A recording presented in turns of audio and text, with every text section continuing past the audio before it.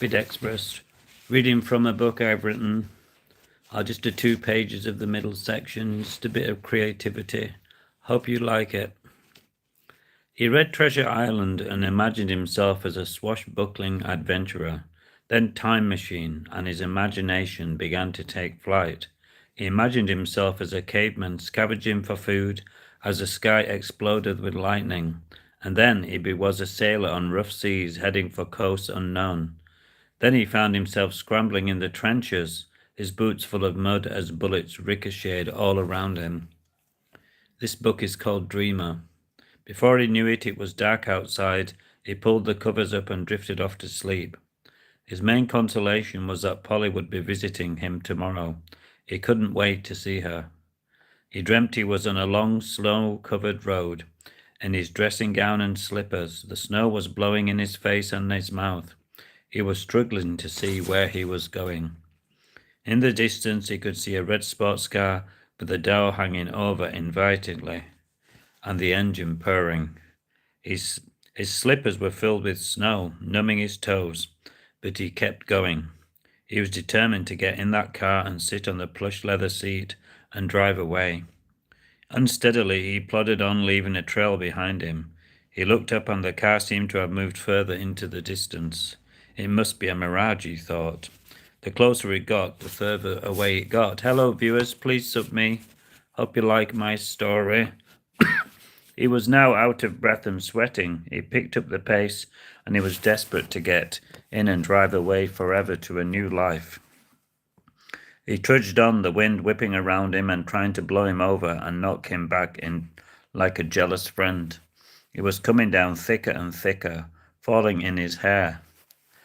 It stung his eyes. It was like he was on a conveyor belt going the wrong way. In his frustration, he grabbed a handful of snow in his frozen fingers and threw it at the windshield in anger. When it hit the screen, it shattered into mist. He woke with a start.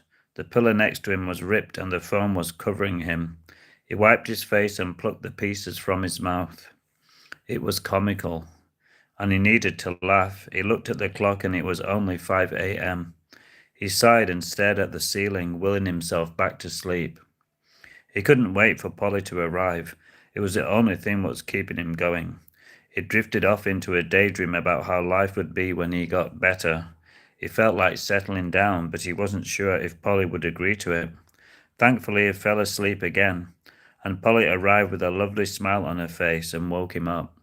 She'd been chatting to the nurses and had good news. He was better and could go home, they confirmed. He'd made an amazing recovery.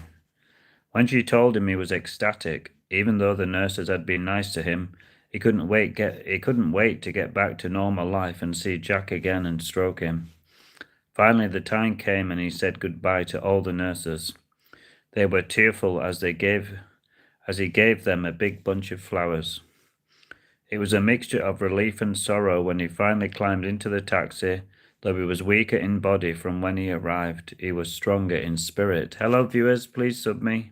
Hope you like the story.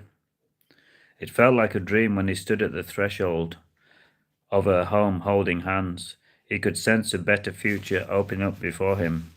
They sat together on the sofa. He felt the tears of joy and relief in his eyes, and when he looked at Polly, it was obvious she felt the same.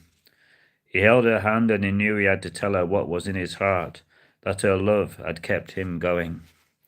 His heart was beating fast. He didn't want to end up back in hospital, but clasped her hand tightly. Will you marry me? He said hesitatingly. Her eyes went wide, and for a few seconds she was silent. Then she answered, Yes, yes, of course I will. Relief and joy overwhelmed him.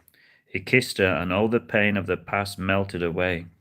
He glanced at Jack, who backed happily, making them both laugh. Everything had come full circle, and he was truly fortunate. End of that creative piece. I may look at another one now. Please bear with me while I open up this form. Oh dear, oh dear. We are going to go back to my book, Jupiter. Oh no, where am I? Hopefully there, viewers. Right, Chapter 3, Jupiter on Amazon KDP. Johnny walked down the corridor and he really hoped that he wouldn't be bumping into the janitor often. He felt sorry for him because of his wooden leg, but he was by far the strangest caretaker he'd ever met, and he'd met quite a few strange ones. Hello, viewers. It seemed to go with the job, he thought, and he decided not to heed anything that he had said to him. As Johnny was walking down the corridor, he was dismayed to see the school bully coming towards him. Johnny began to panic inside and knew that it was only a matter of time before he was made fun of, or worse. Please sub me if you like it. He could feel himself burning up with embarrassment, and at the end of his nose lit up like the light on a lighthouse. I wish I was invisible, he said to himself. The bully was now only yards from him, and it was only a matter of seconds before he'd look at Johnny's nose and he'd laugh very loudly and think of one of the horrible names which he had used so many times before. Jupiter on Amazon KDP by Jason William Lee.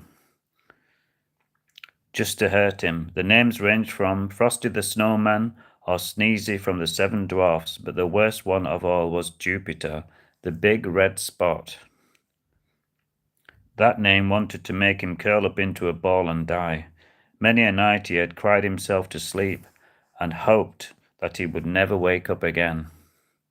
Johnny was now only seconds away from him, and all he had to do was to turn the corner, and then it would be all over. Oh God, thought Johnny, I wish I could vanish,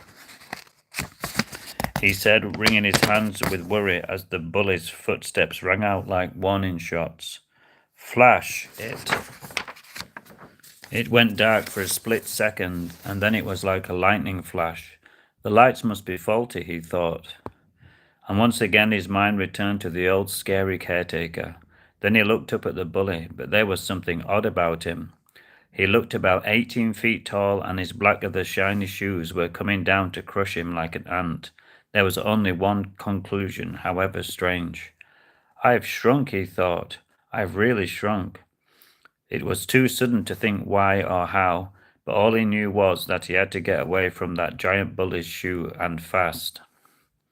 He spotted a crack in the wall and he ran for his life, as a shoe-shaped shadow covered him. He sat down inside the small crack which now to him seemed like a cave. He was breathing hard, and he began to breathe even harder when he saw a furry shape with pointy tears coming towards him and red eyes. He was trapped, and for once he wasn't thinking about his nose, which was still large in a shrunken kind of way. The mouse opened its hungry-looking mouth as if it wanted to bite him, but it didn't. It spoke softly. Hope you enjoyed Jupiter, Amazon KDP. Please sub me if you liked it.